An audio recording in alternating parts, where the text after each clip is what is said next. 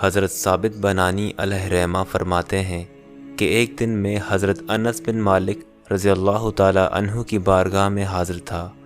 اتنے میں آپ کے بیٹے جو ابو بکر کے نام سے مشہور تھے جہاد سے واپس آئے۔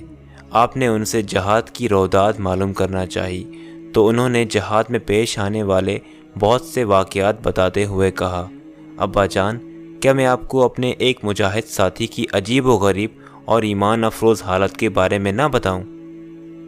حضرت انس رضی اللہ تعالی عنہ نے فرمایا، ضرور بتاؤ۔ کہا، ہمارے لشکر میں ایک خوبرو نوجوان بھی تھا۔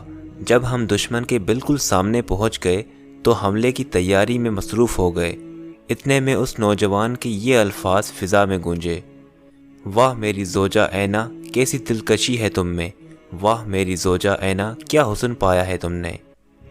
یہ آواز سن کر ہم فوراً اس کی طرف دوڑے۔ ہم سمجھے کہ شاید اسے کوئی عارضہ لاحق ہو گیا ہے۔ ہم نے پوچھا، اے نوجوان، کیا ہوا؟ کہا، اے مجاہدو، سنو، میں ہمیشہ اپنے آپ سے یہ کہتا تھا کہ میں ہرگز شادی نہ کروں گا، یہاں تک کہ میں کسی غزوہ میں شہید ہو جاؤں اور اللہ تعالیٰ جنت کی سب سے خوبصورت حور سے میری شادی کر دے گا۔ میں ہر مرتبہ شہادت کی آرزو لیے جہاد میں شریک ہوتا۔ کئی جہادوں میں شرکت کے باوجود مجھے شہادت کی دولت نہ مل سکی۔ اب اس لشکر کے ساتھ جہاد میں آ گیا۔ راستے میں میرے نفس نے مجھے اس ارادے پر ابھارا کہ اگر اس مرتبہ بھی شہادت نہ ملی تو واپسی پر میں شادی کر لوں گا۔ ابھی کچھ دیر قبل مجھے اونگ آئی۔ میرے خواب میں کوئی آنے والا آیا اور کہنے لگا، تم ہی ہو جو یہ کہہ رہے ہو کہ اگر اس مرتبہ میں شہید نہ ہوا تو واپسی پر شادی کر لوں گا۔ سنو، اللہ تعالیٰ نے حور اینا کے ساتھ تمہاری شادی کر دی ہے، اٹھو میرے ساتھ چلو۔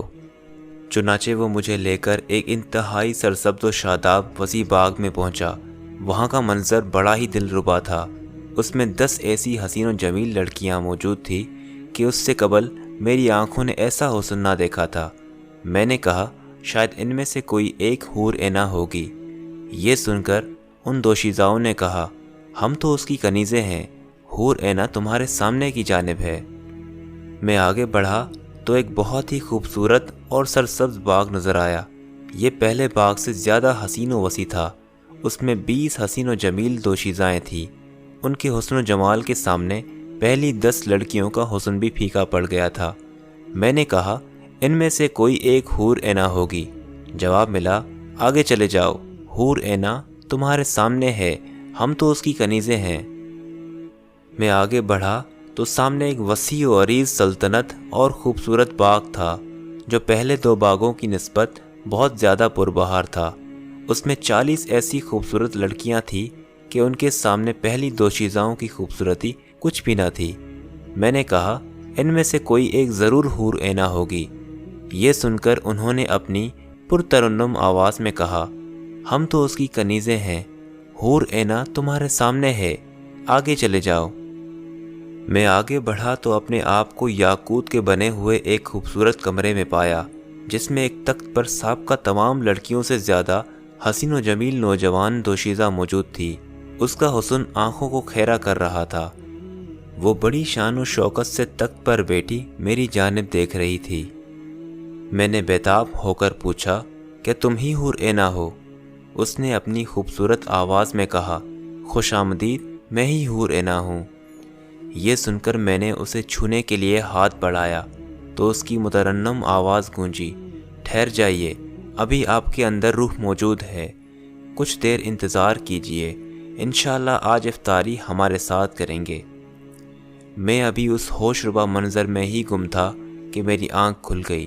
بس اب میں بہت جلد وہاں پہنچنے والا ہوں۔ نوجوان نے اپنی بات ختم ہی کی تھی کہ منادی نے پکار کر کہا، اے اللہ کے شہسوارو، دشمن پر حملہ کرنے کا وقت آ گیا، اللہ کا نام لے کر اسلام کے دشمنوں پر ٹوٹ پڑو۔ یہ سن کر ہم دشمنوں کے مقابلے میں صفیں بنا کر دیوار کی طرح کھڑے ہو گئے۔ وہ نوجوان بڑی بے جگری سے دشمنوں سے نبرد آزما تھا۔ مجھے اس کی بات یاد تھی، میں کبھی سورج کی طرف دیکھتا، کبھی اس کی طرف۔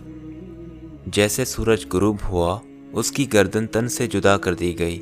وہ راہ خدا میں اپنا سب کچھ قربان کر چکا تھا۔ میں نہیں جانتا کہ سورج پہلے غروب ہوا یا وہ نوجوان پہلے شہید ہوا، یقیناً اس نے افطاری حور عینہ کے ساتھ کی ہوگی۔ حضرت انس بن مالک رضی اللہ تعالی عنہ نے جب اپنے بیٹے کی زبانی اس نوجوان کی ایمان افروز کہانی سنی تو بے ساختہ دعاگو ہوئے، اللہ کی رحمت ہو اس مجاہد پر۔